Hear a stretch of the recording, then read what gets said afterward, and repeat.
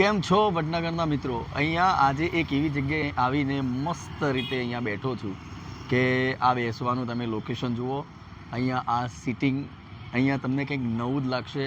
આ ઉપરનો એનો નજારો જુઓ અને તમે જોઈ લો કે તમને પહેલાં વિચારી લો કે આ જગ્યા ક્યાં છે. અહીંયાથી એટલી સુપર બેસવા માટેની આ એક જગ્યા બનાવી છે.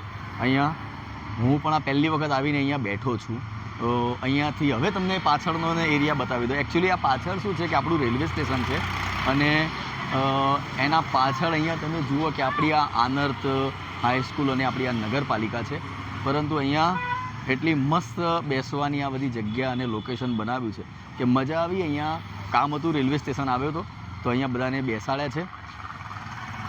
ચલો ધીમે ધીમે સારી એવી પ્રગતિ પણ થઈ રહી છે અને મને તો ભાઈ મજા આવી.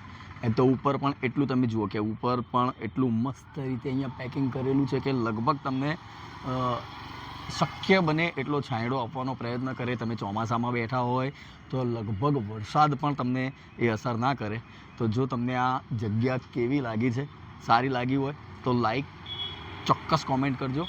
અને તમે નથી આવ્યા તો ક્યારેક આવીને અહીંયા પણ બેસો. રેલવે સ્ટેશન તમે અવારનવાર આવતા હશો તો આવા અવનવા લોકેશન લઈને તમારી સાથે આવીશું.